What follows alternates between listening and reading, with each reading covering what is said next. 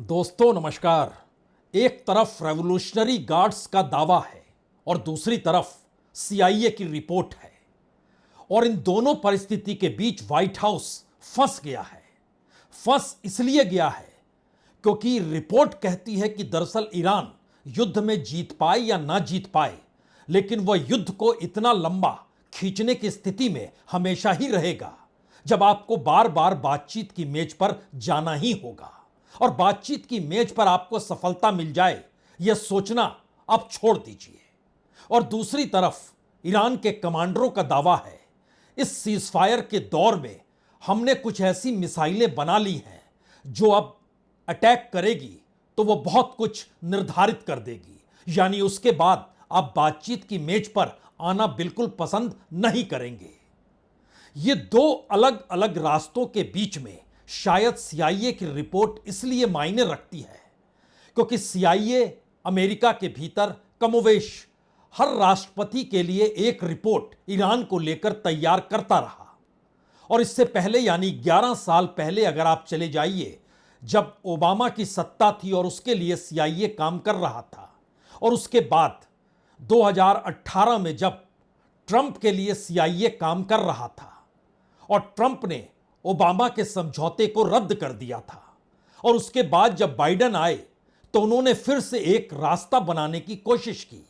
उस वक्त भी सीआईए काम कर रहा था, और आज की तारीख में जब ट्रंप युद्ध के मैदान में खड़े हैं और दूसरी तरफ बातचीत की मेज पर ईरान को लाने के लिए खुले तौर पर हर दबाव को बना रहे हैं लेकिन सफल हो नहीं पा रहे हैं, तब सीआईए की रिपोर्ट मायने रखती है। और इसके ठीक उलट, इससे पहले किसी भी कालखंड में कभी रेवोल्यूशनरी गार्ड्स के पास ऐसा हथियार नहीं था जो इस वक्त होर्मुज़ रूट के तौर पर है। यानी इससे पहले 4 दशकों तक जो भी अमेरिका से बातचीत होती रही वो पूरे तरीके से परमाणु हथियारों को लेकर थी, और परमाणु हथियार कहीं इस क्षेत्र के उन संगठनों के पास ना चले जाए जिसका बेखौफ डर इजराइल बार बार बताता रहा और कहता रहा कि अगर हमास, हिजबुल्लाह, हुती किसी के पास भी परमाणु हथियार ईरान के जरिए चले जाएंगे तो फिर तबाही पूरी दुनिया में मच जाएगी। और नई परिस्थिति में रेवोल्यूशनरी गार्ड ये कहने से चूक नहीं रहे हैं, अब हमारी तैयारी पुख्ता हो चली है। और पुख्ता तैयारी के पीछे फिर वही पेंटागन और सीआईए की एक रिपोर्ट है जिसमें दोनों ये मान रहे हैं कि दरअसल युद्ध से पहले यानी 28 फरवरी से पहले जो ईरान की स्थिति थी, कमोवेश उसी स्थिति में ईरान एक बार फिर खड़ा हो चुका है। और ना सिर्फ खड़ा हो चुका है बल्कि इस दौर में उसे चीन से जो भी रसायन मिले और उन रसायनों के जरिए जो उसने मिसाइलों को बनाने की दिशा में काम में तेजी ला दी, और जो सैटेलाइट से जानकारी रशिया के जरिए मिली, इन दोनों ने उसकी ताकत को बढ़ा दिया है। और कमोवेश युद्ध की परिस्थिति में एक बार फिर आपको 28 फरवरी के बाद की स्थितियों में लौटना पड़ेगा, जब युद्ध में यह माना जा रहा था कि तुरंत ही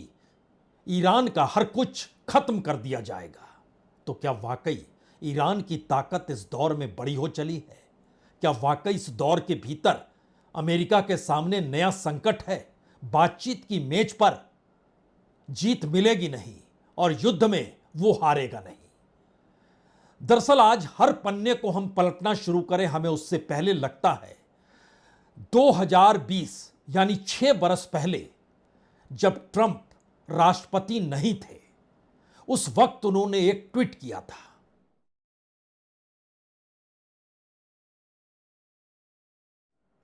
दरअसल 6 बरस पुराना यह ट्वीट बहुत सारी कहानी नए संदर्भ में कह देता है, क्योंकि 6 बरस पहले अगर ट्रंप यह कह रहे हैं जब बाइडेन राष्ट्रपति के लिए चुने जा चुके थे और वो चुनाव हार गए थे, उस समय अगर वो लिख रहे हैं कि Iran never won a war but never lost a negotiation, यानी बातचीत की मेज पर ईरान को हराना मुश्किल है, युद्ध जीत पाए या ना जीत पाए, तो इस वक्त क्या वाकई नई परिस्थितियां अमेरिका और ईरान दोनों के साथ खड़ी हो चुकी है? क्योंकि युद्ध को लेकर ईरान तैयार है इसका जिक्र कर रहा है और वो नेगोशिएशन की टेबल पर जाने से कतरा रहा है, और दूसरी तरफ नेगोशिएशन की टेबल पर अमेरिका उसे लाना चाह रहा है, लेकिन युद्ध से बाहर निकलने की अमेरिका सोच रहा है। यह बिल्कुल बदली हुई परिस्थिति और बहुत पुराना वाकया भी नहीं है, क्योंकि 2015 में जब ओबामा ने ईरान के साथ बातचीत की शुरुआत की थी, अगर उस दौर को याद कीजिए और उसके बाद हर वक्त जो जो समझौते जैसे जैसे होते चले गए और 2018 में बकायदा ट्रंप ने उस समझौते को रद्द कर दिया और उसके बाद फिर से जब बाइडेन आए और बाइडेन ने ईरान को लेकर जो कुछ भी जिस भी रूप में कहा उससे बिल्कुल हटकर जब ट्रंप इस वक्त कह रहे हैं, तो ईरान दो ही सवालों को सामने रख रहा है। एक तो इसका यह मानना है कि दरअसल अमेरिका में किसी भी राष्ट्रपति की कैसे चलेगी अगर ओबामा से समझौता हुआ और ट्रंप ने उसे रद्द कर दिया, तो इसकी गारंटी कौन लेगा कि जो ट्रंप से समझौता होगा वो उसके बाद कोई दूसरा राष्ट्रपति रद्द नहीं करेगा। और दूसरी परिस्थिति है कि नेगोशिएशन की टेबल पर ईरान के भीतर की जटिलता जो इससे पहले उभर कर सामने आती थी, जिसमें 2015 में जब वार्ता चल रही थी, शुरुआत गुप्त वार्ता से हुई थी ईरान के राष्ट्रपति के साथ और उसके बाद दर्जनों बैठक होते चले गए। अंतिम समझौता 160 पन्ने के तौर पर हुआ, लेकिन उसको पूर्ण समझौता नहीं माना गया, इसीलिए उस पर किसी ने औपचारिक तौर पर हस्ताक्षर भी नहीं किए, क्योंकि औपचारिक संधि उसको मानी ही नहीं गई। और उस संधि को ही ट्रंप ने अपनी शासन में लौटने के बाद 2018 में खारिज कर दिया था। हमें लगता है उस दौर और इस दौर के परिवर्तन, पहला बड़ा व्यापक परिवर्तन यही है, ईरान 47 वर्षों में पहली बार यह कहने से चूक नहीं रहा है अगर युद्ध फिर से शुरू हुआ तो ईरान उन मिसाइलों का इस्तेमाल करेगा जो उसने इसी महीने बनाई है, और ईरान की मिसाइल बनाने की क्षमता को रोका नहीं जा सकता। अगर युद्ध फिर से शुरू हुआ तो इस बार यह ग्लोबल वार होगा। ईरान के कमांडर इस बात का जिक्र कर रहे हैं। अगर बخواد دوباره ادامه پیدا کنه این جنگ جهانی بشه، یعنی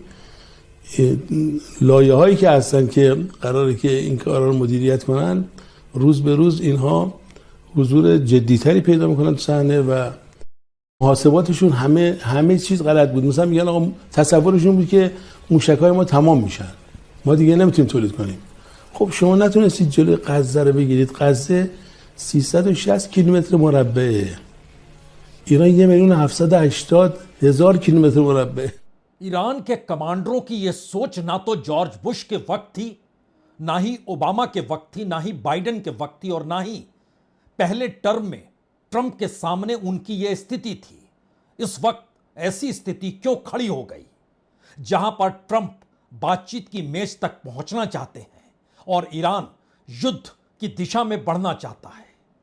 शायद उसकी सबसे बड़ी वजह इस वक्त ग्लोबल एनर्जी को लेकर संकट जो पूरी दुनिया के सामने है और उस पर नियंत्रण इस वक्त ईरान का है, वो शायद ताकत है, या फिर उसके आगे की ताकत चीन से मिलने वाला रसायन है। क्योंकि इस बीच जब नाकेबंदी अमेरिकी नेवी ने की हुई है, तो उस वक्त जिस जहाज को पकड़ा उसमें अमेरिका के खुफिया सूत्र ये कहने से चूके नहीं कि इस जहाज पर चीन का वो रसायन लदा हुआ था जो उस रसायन के जरिए ईरान मिसाइल बना सकता है, और ईरान की मिसाइल बनाने की क्षमता अमेरिका से कई गुना ज्यादा है। इसीलिए इजराइल हमेशा से कहता रहा कि दरअसल मिसाइल प्रोग्राम पर ईरान में रोक लगानी चाहिए, और न्यूक्लियर एनरिचमेंट को लेकर अमेरिका आगे बढ़ता रहा। और इन दो दृष्टि को अगर एक साथ रखें तो पहली बार, जी ये पहली बार है कि आईईए के चीफ भी ये कहने से चूक नहीं रहे कि इतिहास में सबसे बड़ा संकट अगर कोई पैदा इस वक्त हो चुका है तो वह ग्लोबल एनर्जी संकट को लेकर है। और वर्ल्ड बैंक और आईएमएफ ये कहने से नहीं चूक रहे कि दरअसल इस एनर्जी क्राइसिस के पीछे और उसके आगे की परिस्थिति में ग्लोबल इकोनॉमी का संकट आने वाला है। यानी 2008 में जो विश्व मंदी आई थी उससे भी बुरी हालत हो सकती है, और उसकी बड़ी वजह इस वक्त दरअसल ट्रंप की अपनी डिप्लोमेसी और ईरान की अपनी कूटनीति, दोनों जिस तरीके से टकरा रहे हैं, दोनों का आंकड़ा 36 का है, यानी बिल्कुल एक दूसरे से उलट है। इसीलिए बातचीत की मेज हो या युद्ध की परिस्थितियां हो, रास्ता दुनिया को निकलते हुए दिखाई दे नहीं रहा। इसकी बारीकियों को अगर समझिए तो ट्रंप की कूटनीति दबाव बनाकर तुरंत सामने वाले को झुकाने की है। ईरान की कूटनीति दूरदृष्टि, लचीलापन, देरी तक युद्ध चलाने की है। ट्रंप यह सोचते हैं कि जेडी वेंस समझौते के लिए एक दूसरा ढांचा इस दूसरी बातचीत में वो तैयार कर लेंगे, और ईरान को लगता है कि होर्मुज़ एक नया हथियार है जो परमाणु हथियारों से भी ज्यादा ताकतवर है। इसीलिए यह एनर्जी क्राइसिस पूरी दुनिया को इस युद्ध में लेकर आ ही जाएगी अगर युद्ध लंबा खिंच गया तो। अमेरिकी राष्ट्रपति ट्रंप अपने तौर पर यह मानकर चलते हैं कि उनके टारगेट में इस युद्ध में ईरान को पूरे तरीके से वो कमजोर बना चुके हैं, और ईरान यह मानकर चलता है कि दरअसल वर्ल्ड इकोनॉमी उसके टारगेट पर है। यानी ट्रंप के टारगेट पे ईरान, ईरान के टारगेट पर वर्ल्ड इकोनॉमी, तो वो ट्रंप पर ही दबाव बनाएगी। दूसरी तरफ ट्रंप ये मानकर चल रहे हैं कि उनका पूरा व्यवहार जो बहुत ही इंपल्सिव है, या टेम्परामेंट जो उनका है वो बहुत एग्रेसिव है, उसके सामने ईरान को झुकना ही पड़ेगा। लेकिन ईरान अपने तौर पर नई रिजिम में यह बतला रहा है कि वो ड्रिंड है, उसके भीतर एक हट भी है, यानी टिके या अडिग रहने की सोच भी है। इसीलिए ट्रंप तत्काल परिणाम चाहते हैं, लेकिन ईरान लंबी रणनीति बनाना चाहता है। ट्रंप किसी भी हाल में इस बातचीत की मेज से ऐसी सनसनीखेज या सुर्खियां बटोरने वाला परिणाम चाहते हैं, लेकिन दूसरी तरफ ईरान हर छोटी से छोटी बातों पर ध्यान देते हुए ईरान को भविष्य के लिए पूरे वेस्ट एशिया में सबसे ताकतवर देश के तौर पर अगर स्थापित करना भी चाहता है, तो सामने इजराइल खड़ा है, तो इजराइल को भी वो काउंटर करना चाहता है जिसके पीछे अमेरिका खड़ा है। यानी ट्रंप मानकर चल रहे हैं कि बल प्रयोग के जरिए बात मनवाई जा सकती है, और ईरान यह सोचकर चल रहा है कि जो हमारे रूट्स हैं, जो मूल हित हैं, उससे समझौता करने के बजाय हम भारी पीड़ा उठाने को तैयार हैं। इसीलिए बातचीत की मेज पर जो पॉलिटिशियंस आते हैं वो बार बार इसका जिक्र करते हैं कि हम शहादत देने तक को तैयार हैं, लेकिन अपने मुद्दों से झुकेंगे नहीं। जब इन बातों का जिक्र हो रहा है तो हमें लगता है एक क्षण के लिए 2015 से 2026 तक की परिस्थितियों में जो CIA की रिपोर्ट थी, जो पेंटागन का रवैया था, जो इससे पहले राष्ट्रपतियों की सोच थी, और अंतर्राष्ट्रीय तौर पर जो वातावरण थे, चारों परिस्थितियों को परखना होगा। लेकिन उससे पहले समुद्र युद्ध की दिशा में ना बढ़ जाए, हमें लगता है तैयारी जिस तरीके से ईरान की है वह भी एक क्षण के लिए देखना चाहिए।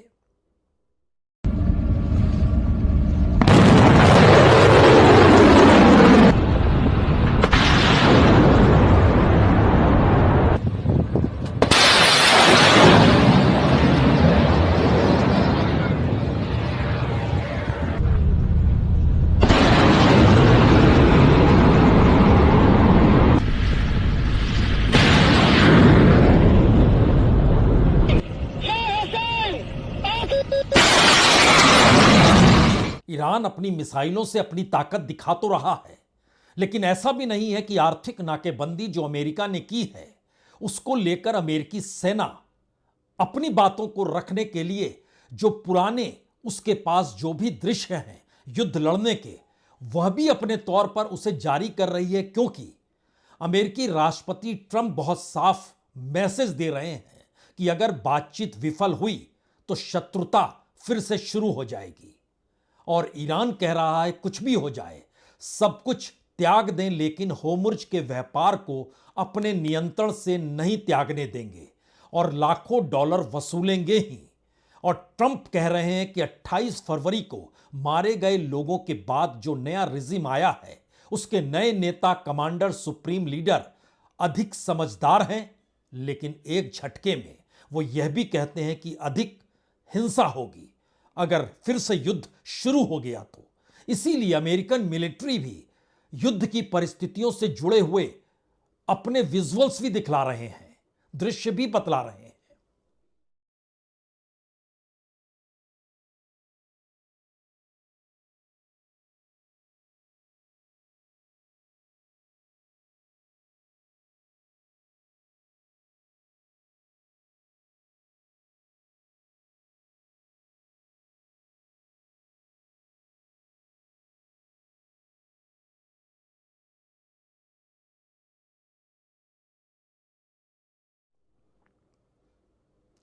तो क्या इस्लामाबाद की तैयारी धरी की धरी रह जाएगी? क्या जेडी वेंस वाशिंगटन से इस्लामाबाद के लिए उड़ान आज भी नहीं भर पाएंगे? क्या ईरान के भीतर बातचीत की मेज पर जाने से बेहतर विकल्प युद्ध के मैदान में जाना है, क्योंकि उसके जरिए वो अमेरिका पर दबाव बना सकते हैं और बातचीत की मेज पर अंतर्राष्ट्रीय दबाव बनाने के लिए ही ट्रंप कह रहे हैं कि वो इस्लामाबाद आएंगे? क्या यह परिस्थिति आ चुकी है?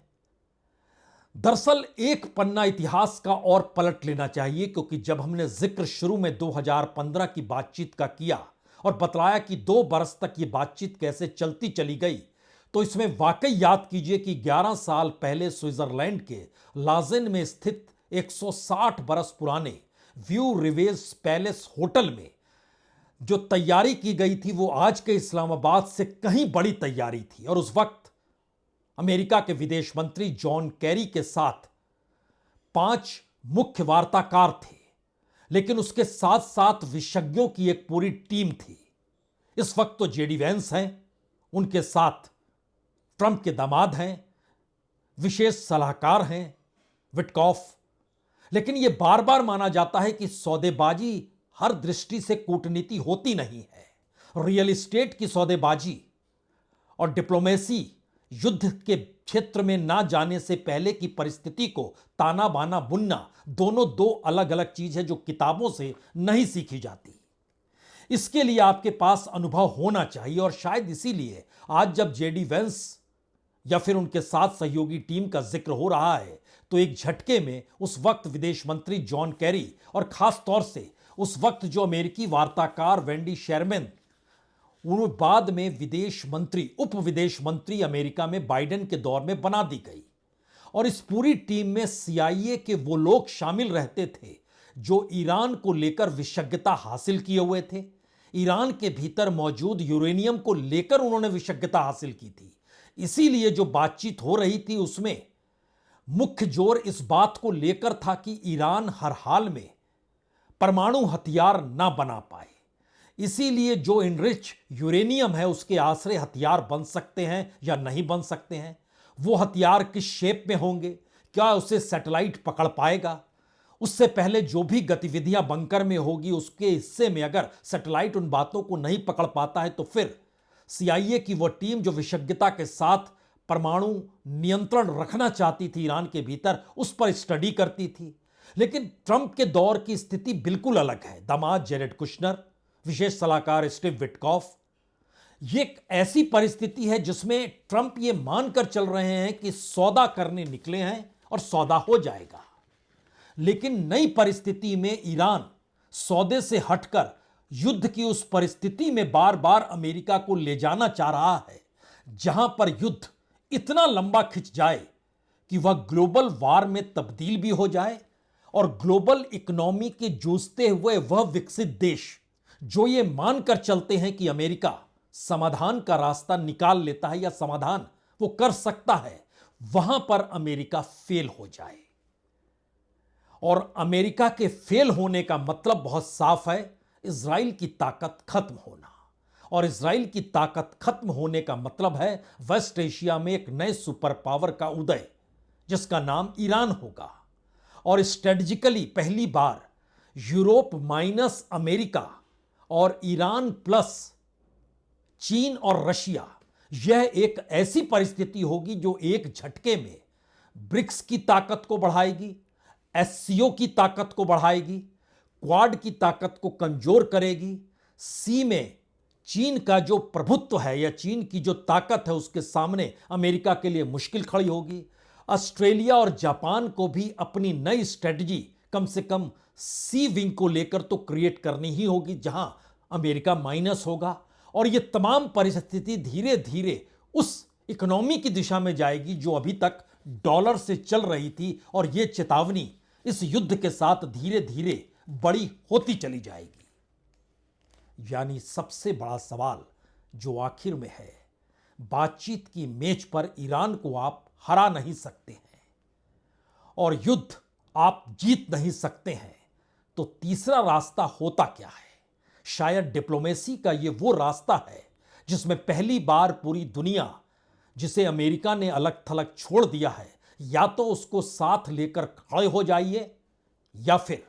चीन और रशिया के उस स्ट्रेटजी में फंस जाइए जहां पर ईरान सुपर पावर की दिशा में बातचीत की मेज पर ना आकर युद्ध की परिस्थितियां पैदा कर बनने की सोच रहा है। शायद इसीलिए यह इस्लामाबाद की पूरी तैयारी सिर्फ और सिर्फ अभी तैयारी ही दिखाई दे रही है। बहुत बहुत शुक्रिया, बहुत बहुत शुक्रिया।